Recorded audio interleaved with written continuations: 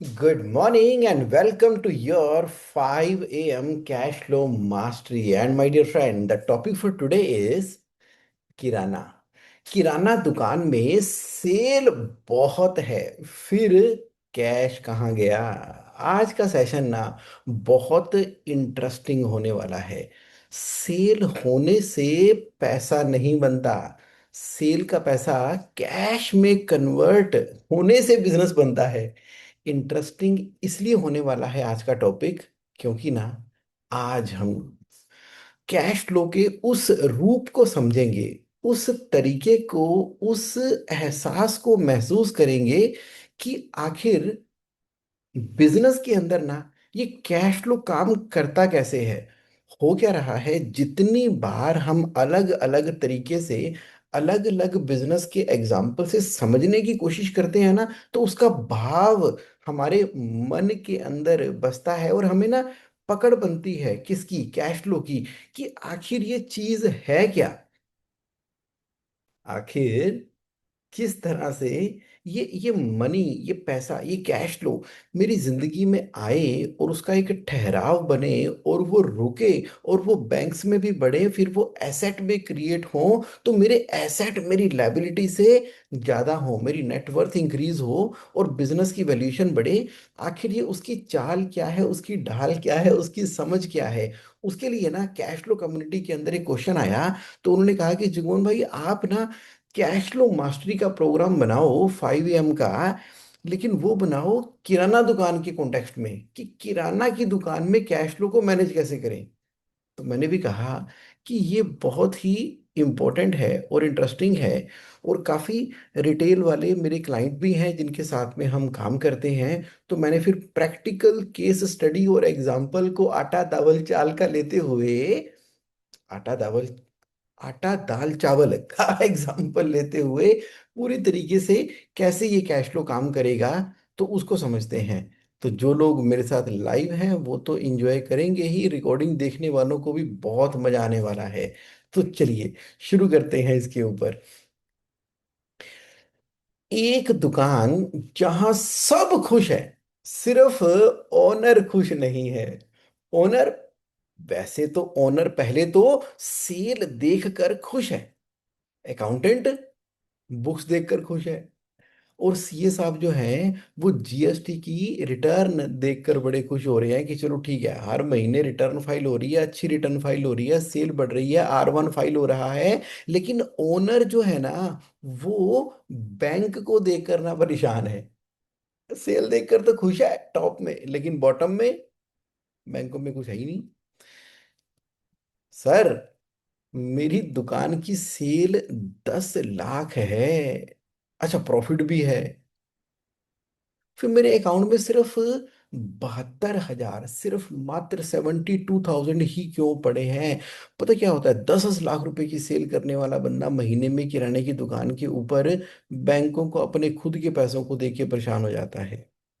तो आखिर ये बाकी पैसे जाते कहाँ हैं, गए कहाँ पर, आज उसको समझेंगे, आज उसको समझेंगे। रमेश जनरल स्टोर, दिल्ली की कहानी है।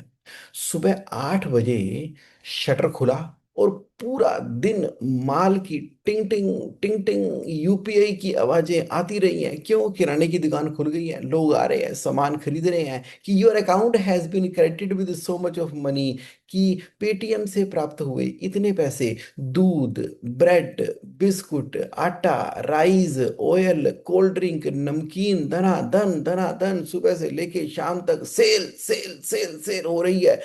ग्राहक खड़े हैं दुकान के ऊपर। रमेश,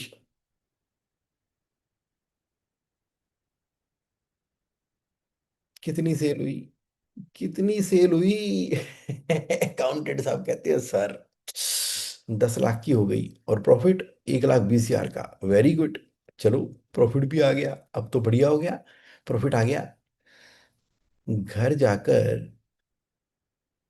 एक सवाल जो आया ना, उसने सब कुछ बदल दिया। क्या, वाइफ ने कहा कि इस महीने कितने बनाए, कितना पैसा बचाया, बचे कितने। और रमेश कहता है बैंकों में तो 72 हजार रुपये पड़े हुए हैं।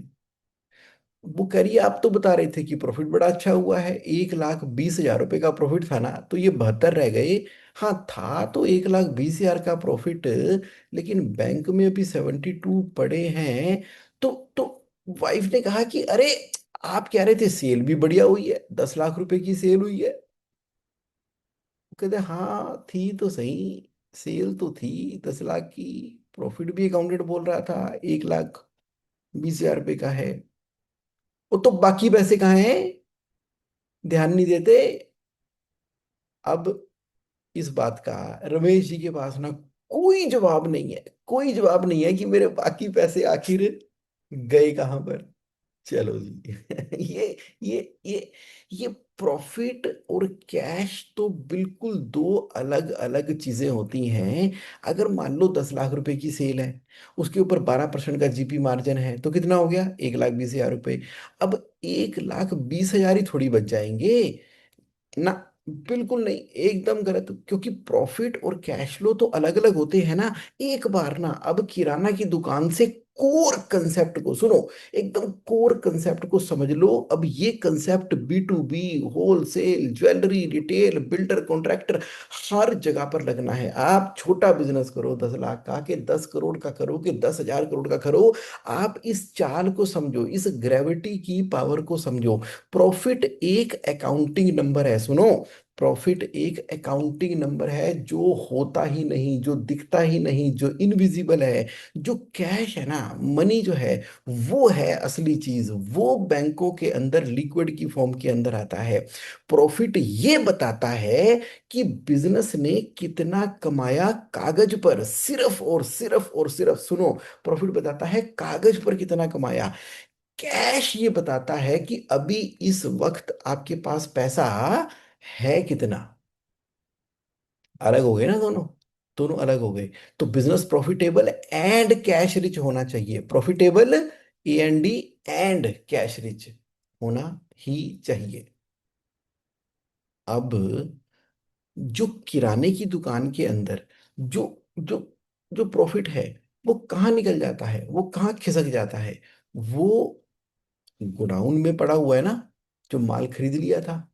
अब सेल अच्छी हुई थी, तो थोड़ा एक्स्ट्रा स्टॉक भी ले लिया ना आपने, पहले एक आटे की बोरी, फिर दो, अब बिस्किट के जो 2 कार्टन पड़े हुए हैं, और जो तेल के 50 कार्टन पड़े हुए हैं, और जो कोल्ड ड्रिंक के एक्स्ट्रा क्रेट्स पड़े हुए हैं, और जो चिप्स के जो बड़े बड़े कार्टन हमने बचा कर रखे हुए हैं, ये सारा का सारा स्टॉक जो है, इसके अंदर घुसा है ना, क्या, प्रॉफिट।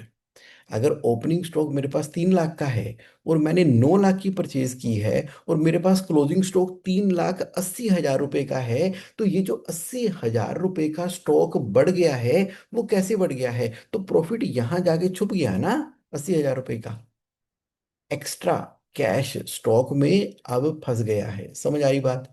आप कह रहे हो हाँ जगमोहन एकदम क्लियर है, मतलब कोर फंडामेंटल लेवल के ऊपर तो हमें समझ ही आ रहा है कि बिजनेस के अंदर ध्यान देना है।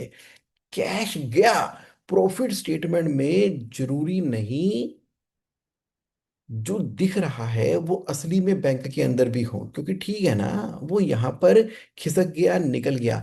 बिजनेस के लिए है, या गोडाउन खोल रहे हो? ओ भाई, गोडाउन बनाने के लिए बिजनेस किया है क्या? गोडाउन बनाने के लिए बिजनेस किया है? बड़ा कर लो और बड़ा कर लो, और माल भर लो, इतना भर लो, 1 दुकान, 2 दुकान, 10 दुकान, 100 दुकान, 1 फैक्ट्री, 2 फैक्ट्री, 3 फैक्ट्री, 5 फैक्ट्री, बस खटिया कमाया तेरी चोली छुपाया, बस बिजनेस में लगाते चले गए, लगाते चले गए। जब पैसों की जरूरत है तब लोन ले आए, और देखो और कहाँ चला गया, उधार। अब हालांकि किराने की दुकान है, फिर भी वो जो कॉपी खोल के रखी हुई है कि आए भाई साहब और कॉपी में लिखा कर चले गए, ठीक है जी मैं दे दूंगा, अगले महीने की सैलरी आएगी तो सैलरी के टाइम के ऊपर मैं आपका हिसाब क्लियर कर लूंगा। अच्छा भाई साहब इस बार तो सैलरी थोड़ी कम आई, कट कटा के आई, एडवांस भी था, बच्चों की शादी भी थी, तो आप मेरे पिछले महीने के हिसाब से आधी पेमेंट ले लो, बाकी इस महीने का खाता अभी चलने दो। सेल हुई, पैसा ही नहीं आया। शर्मा जी, गुप्ता जी, वर्मा जी, और डायरी मोटी होती चली गई, मोटी होती चली गई, मोटी होती चली गई। तो अगर देखा जाए ₹8.5 लाख की सेल अगर काउंटर पे हुई है, कैश में हुई है, यूपीआई से हुई है, तो 1.5 लाख की सेल तो उधार में ही चली गई है। वो पैसा अभी आया थोड़ी है, रमेश जी की डायरी में चला गया है। महीने के एंड में दे दूंगा। गुप्ता जी, वर्मा जी, शर्मा जी का भाई, शर्मा जी का दोस्त, भैया अगले महीने पक्का, पक्का पक्का पक्का पक्का पक्का दे देंगे, कर देंगे। भागे थोड़ी जा रहे हैं, आ जाएगा। 1.5 लाख कस्टमर की जेब में है। सुनो मेरी बात, कहां पर है 1.5 लाख? कस्टमर की जेब के अंदर, बैंक में थोड़ी है। वो बैंक में है ही नहीं। तो फिर, तो फिर, सप्लायर। अब वो तो जब माल देगा, दुकान पे आके खड़ा हो जाएगा, तो पैसे तो मांगेगा ना। एक सप्लायर 15 दिन बाद, 15 डेज का क्रेडिट हो गया ना, 15 दिनों की उधारी है। लेकिन दूसरा और तीसरा और चौथा और पांचवा वो तो मांगेगा ना। सर, पेमेंट 15 दिनों के बाद बोली थी, ठीक है दे देंगे। अब 15 दिन तो फिर आ जाते हैं। सप्लायर, सर पेमेंट तो कर दो ना, पिछली रह गई थी। अब सप्लायर को पेमेंट करो, अब घर का ईएमआई भी जाना है, उसकी पेमेंट भी करनी है। बस यही होता है कैश फ्लो का प्रेशर। एक सप्लायर, दो सप्लायर, ईएमआई प्रेशर, इधर देना उधर देना, वो खरीदना ये खरीदना। अब खरीदा तो था, दिन तो ऐसे बीतते हैं, पानी की तरह निकल जाते हैं। तो प्रॉफिट हो सकता है, सुनो मेरी बात, प्रॉफिट हो सकता है, लेकिन कैश फ्लो किस चीज का खेल है? कैश फ्लो एक टाइमिंग का खेल है। किसका? टाइमिंग का। कि माल तो अभी खरीद के बेचना है, लेकिन प्रॉफिट जरूरी थोड़ी है कि उस समय बैंक के अंदर आ गया हो। तो इस टाइमिंग के खेल को समझो समझो समझो, उसको मैनेज करने की समझो। अब होता क्या है कि चलते चलाते बिजनेस के अंदर छोटी छोटी छोटी छोटी छोटी लीकेजेस होती जाती हैं।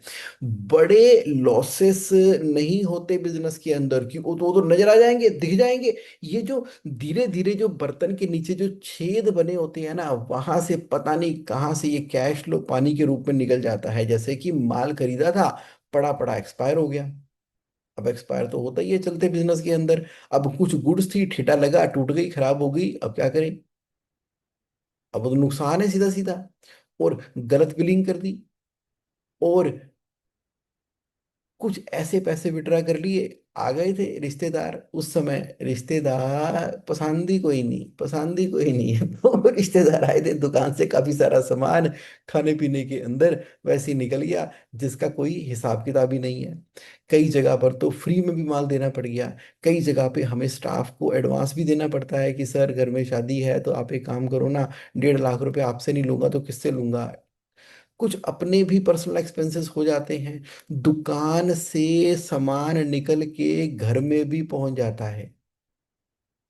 थोड़ी थोड़ी थोड़ी थोड़ी थोड़ी थोड़ी छोटी छोटी लीकेजेस होती रहेंगी। अगर मान लो 500 रुपए की भी नन्ही मुन्नी सी भी लीकेज हो जाती है ना, तो वो 15,000 रुपये महीने का बन जाता है, और वो 1,80,000 रुपये साल का बन जाता है। तो ये छोटी छोटी, जिसकी हम परवाह ही नहीं करते, चलो इतना तो होता है, ये ना प्रॉफिट को खा जाती है। वो कहता है ना, मैंने तो ड्रम भर के पानी रखा था, ये ड्रम आधा कैसे हो गया? जो छेद थे ना, रिस रिस के, रिस रिस के, रिस रिस के वहां से प्रॉफिट निकल जाता है, और कैश फ्लो दिखता ही नहीं है, पैसा वहां पर खत्म हो जाता है। ध्यान से समझो, ये चाल समझो, ये स्वभाव समझो, किसका? कैश फ्लो का।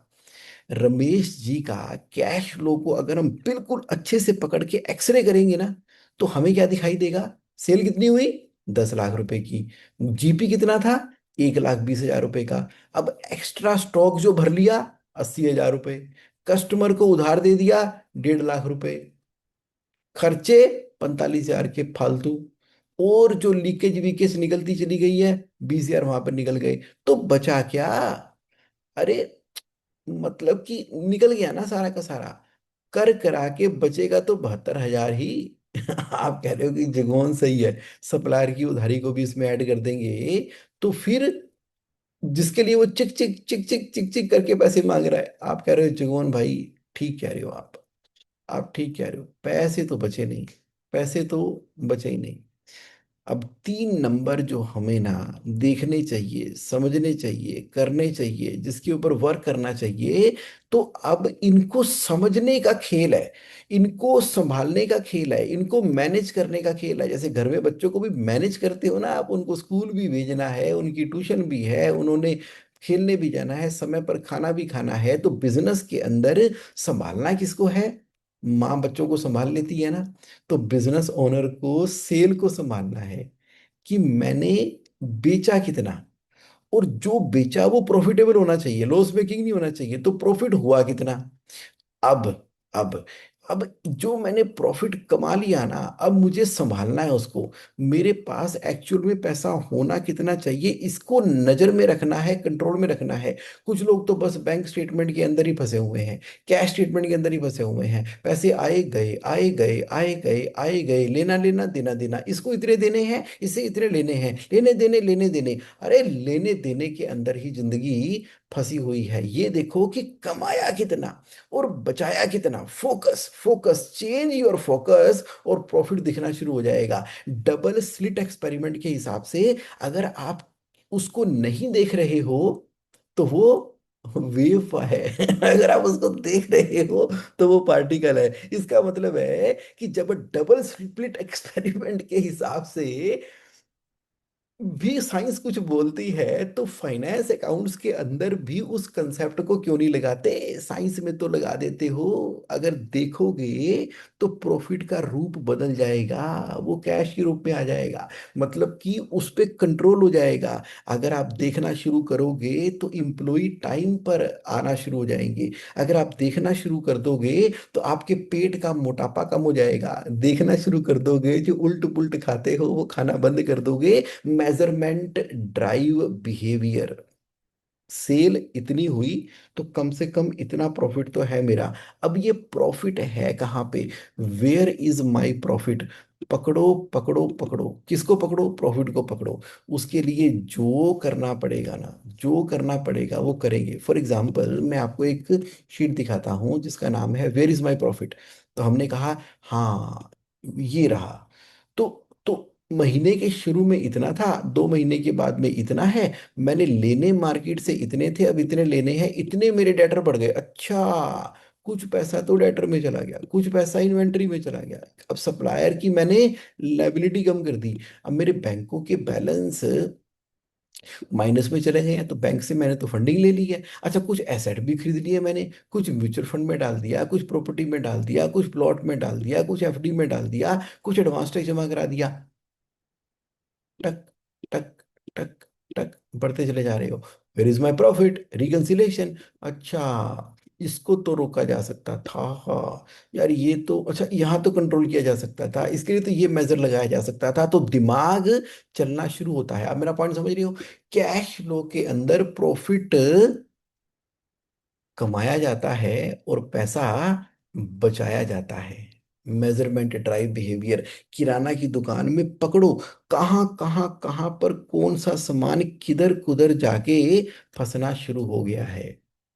इन तीनों को एक ही जो समझता है ना, वो सबसे बड़ी डेंजरस मिसअंडरस्टैंडिंग के अंदर है कि सेल बढ़ाओ, सेल बढ़ाओ, सेल बढ़ाओ, सेल हो गई, 10 लाख की सेल हो गई, बढ़िया, कस्टमर खड़े हैं दुकानों पे, सेल हो गई। दैट डज नॉट मीन कि आपके बैंकों में पैसा भी होगा। सेल एक स्टार्टिंग ट्रिगर है, प्रॉफिट एक खुश होने वाली बात है कि इसका मतलब है कि पैसा बचने की संभावना है। लेकिन सच क्या है? Cash flow. Cash is king. Cash is king, समझो उसको। Cash is king. आप कह रहे हो जुगों, समझ आ गई तुम्हारी बात। किराना बिजनेस का जो कैश कन्वर्जन साइकिल है, तो पैसा आपके पास था, आपने पैसा मार्केट में दिया तो स्टॉक आ गया, स्टॉक बेचा तो सेल हुई, सेल बेचा तो आपके कस्टमर बने, कस्टमर ने आपको फिर दे दिया तो पैसा आ गया। ये है पूरा का पूरा साइकिल कैश के कन्वर्जन का। प्रॉब्लम तब होती है जब साइकिल अटक जाता है। कैश आपके पास है, स्टॉक खरीदा, शेल्फ पर ही पड़ा हुआ है, सेल ही नहीं हुई, कैश वापस ही नहीं आया, सप्लायर की पेमेंट ड्यू हो गई है और कैश फ्लो की टेंशन खड़ी हो गई। ये है कैश फ्लो की प्रॉब्लम। जितना तेजी से स्टॉक घूमेगा, उतना पैसा बिजनेस के अंदर आएगा। जितना स्लो स्टॉक घूमेगा, उतना पैसा अटक जाएगा। गति ही प्रगति का मूल है, यह मंत्र ना भूलना।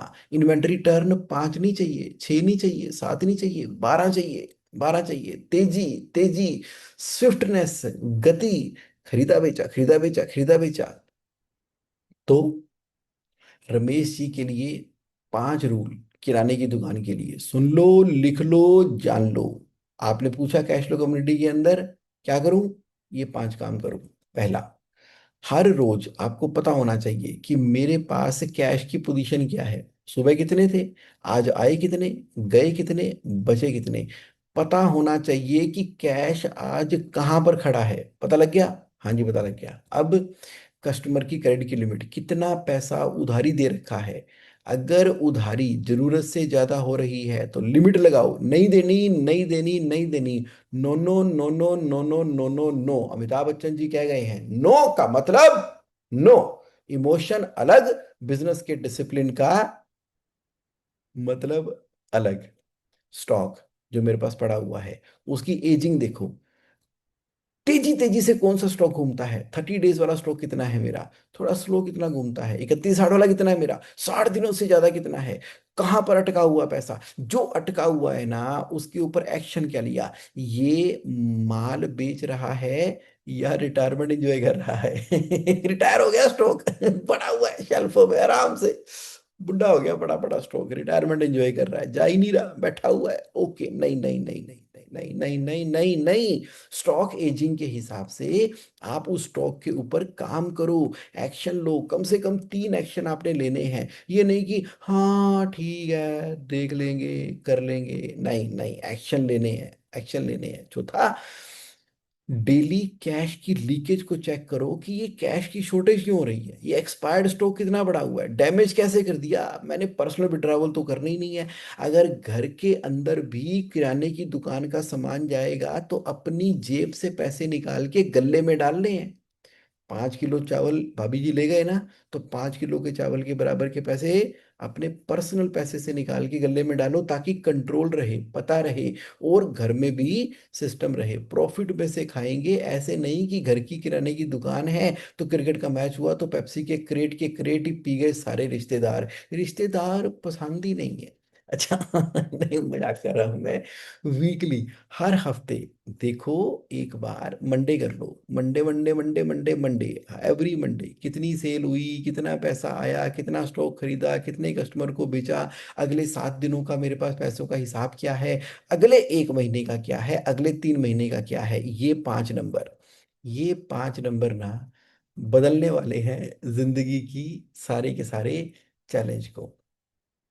तो क्या करो, अगले 7 दिन, आज सैटरडे का दिन है, 7 दिन डिसाइड कर दो। अगले 7 दिन क्या करोगे? एक दिन मैं ध्यान दूंगा अगले 7 दिनों में कि मेरे पास पैसे हैं कितने, उसको पक्का पक्का पक्का ध्यान रखूंगा। बस उतना ही कर लो, बहुत है। कितने पैसे उतने ही देख लो। आपको इतने सारे काम दे दिए जगमोहन, अरे सिर्फ पैसे देख लो कितने हैं, देख लिए। अब अगले दिन क्या करना है आपने? कस्टमर का आउटस्टैंडिंग निकाल लो कि किस किस कस्टमर को कितने दिए हुए हैं। उससे अगले दिन क्या करो? स्टॉक की एक बार लग जाओ, बिल्कुल निकर पहन के चले जाओ दुकान में और कर दो स्टॉक को ऊपर नीचे सारा हिला दो। उसके बाद सप्लायर, भाई उसको पेबल निकालो, कितने देने हैं, किसको देने हैं, बैठ के बात करो, सेटल करो कि भैया अब नहीं दे रहे, 6 महीने के बाद देंगे, 3 महीने के बाद देंगे, जो हो गया तू ब्याज लगा ले, कोई दिक्कत नहीं है। तो कर लेंगे एक बार बैठ के ना, हिसाब नक्की करो, उसके साथ में स्टेटमेंट बना लो, किस्तें बना लो। और पिछले 30 दिनों के अंदर एक बार 5वें दिन में बैठ के ना, ये देखो कि कोई लीकेजेस हुई हैं, पैसे यहाँ वहाँ खर्च दिए मैंने, उसकी डायरी में नोट करो। अगले दिन क्या करो कि आप आने वाले समय में कितने पैसे की उम्मीद हो सकती है कस्टमर के ऊपर, क्योंकि एक दिन बैठ के सारे काम करोगे ना बोर हो जाओगे। एक एक घंटा भी लगाओगे तो भी हो जाएगा काम। फिर धीरे धीरे ये सारी की सारी चीजें आपके डिसिप्लिन का पार्ट बन जाएगी। 7वें दिन क्या करोगे कि आपको कैश फ्लो का फोरकास्ट बनाना चाहिए। अब बढ़ो दूसरे तीसरे चौथे महीने में, पहले पिछले 30 दिन में क्या हुआ, उसके बाद अगले 7 दिनों में क्या चाहिए होगा, उसके बाद अगले 3 महीनों में क्या चाहिए होगा। आपको ये कैश फ्लो के डिसिप्लिन की आदत पड़ गई ना, तो फिर समझ लेना, आप बोलोगे खटिया कमाया तेरी चोली छुपाया, अपनी वाइफ की चोली में डाल देना और फिर वो खुश हो जाएगी। अरे वाह वाह वाह, आपने तो कमाल कर दिया, कमाल कर दिया। मुझे लगता था कि मेरी प्रॉब्लम कम सेल है। यार सेल कम हो रही है, अगर मैं सेल बढ़ाऊंगा ना सब ठीक हो जाएगा। ओ नहीं रमेश जी, आपकी प्रॉब्लम सेल नहीं है, आपकी प्रॉब्लम है सेल का पैसा कैश में कितनी जल्दी आता है। सेल आपको बिजी रखती है, प्रॉफिट आपको खुश रखता है। कैश फ्लो ही आपको जिंदा रखता है, क्योंकि कैश फ्लो ऑक्सीजन है। ढूंढो, ढूंढो कहां पर है कैश। जो कैश कहीं पे अटका चटका खटका मिल गया, उसको फ्री कर दो, पुरानी इन्वेंट्री फ्री कर दो। कहीं पे स्क्रैप रद्दी पड़ी है, उसको बेच के कैश फ्री कर दो, कर दो कर दो कर दो। कोई वो मानेसर में प्लॉट ले रखा है, बढ़ता ही नहीं बढ़ता ही नहीं बढ़ता ही नहीं, डिस्प्यूटेड है वहां पर, पहले था मेट्रो निकलेगी, मेट्रो निकलनी नहीं है, कुछ होना ही नहीं है, तो उसको जिस भी रेट पे निकलता है निकाल के किसी और जगह पे शिफ्ट कर दो कर दो कर दो। कंट्रोल करो कैश को, कंट्रोल करना है तो कैश फ्लो को समझो, बिजनेस को संभालो। ये है आज का लेसन। तो बताओ जी, कैसा लगा आपको आज का सेशन? 3 मिनट रह गए हैं, तो जो मेरे साथ लाइव है वो बताएं कि क्या ओपन अप हुआ, कैसा लगा, क्या समझ में आया आज जब आप लाइव इन चीजों को होता हुआ देख रहे थे। तो क्या आपके लिए रिक्रिएट हुआ? बताओ मुझे चैट बॉक्स के अंदर। और जो लोग इसकी रिकॉर्डिंग देखेंगे वो एकदम रिफ्रेश हो जाएंगे, वो बोलेंगे अच्छा अच्छा अच्छा अच्छा अच्छा, ये ना चाल समझ में आई। और उसके बाद क्या निकल कर आएंगे आपके दिमाग में? आएंगे इनसाइट। पहला इनसाइट क्या आएगा? डिसिप्लिन, कंसिस्टेंसी, अलर्टनेस, मेजरमेंट, समझना, जानना। ये सारे के सारे अलर्ट आपके पास आने वाले हैं। तो क्या कह रहे हैं संजय जी? सेल से शोर होता है, प्रॉफिट से खुशी, लेकिन कैश फ्लो से कंपनी चलती है। Thank you so much Jagmohan ji, cash is king. क्या बात है संजय जी, क्या आपने मोतियों की बरसात कर दी और मोती बिखेर दिए अपने शब्दों के रूप के अंदर। शानदार आपने कंक्लूजन निकाला है, थैंक यू। सनी जाठी जी कह रहे हैं cash flow is everything in life and business. ये एकदम क्लियर सीमेंटेड हो गया है। Thank you Sunny ji from Maharashtra. Prashant ji कह रहे हैं कैश कन्वर्जन साइकिल, ये भाई समझ में आया। गति ही प्रगति का मूल मंत्र है। ये पूरी तरह से प्रशांत सर कह रहे हैं, समझ आ गया। इन्वेंट्री टर्न जो है ना, अगर तेज हो गई, 12 हो गई, तो समझ लीजिए रॉकेट लग गए, पैसा लग गया, झरने बैठ गए, हाईवे खुल गया पैसों का। अगर हमने फास्ट मूविंग प्रोडक्ट के अंदर राइट टाइमिंग का हासिल कर लिया। Rajneesh ji directly from Ludhiana, good morning. Regular monitoring of cash flow is important, thank you so much. Absolutely Rajneesh ji, जैसे रोज ब्रश करना जरूरी है, वैसे कैश फ्लो को मॉनिटर करना, संभालना, बचाना जरूरी है। ये तो पवित्र पानी है जो आपके बिजनेस के थ्रू निकल रहा है, जो खटिया सो बटिया। चलिए, टाइम हो गया है। Thank you so much for your participation. फिर मिलते हैं नेक्स्ट सैटरडे को। आज 15 अगस्त इंडिपेंडेंस डे है, तो आज आप कैश फ्लो की आज़ादी मनाएं। Thank you thank you thank you. नमस्कार।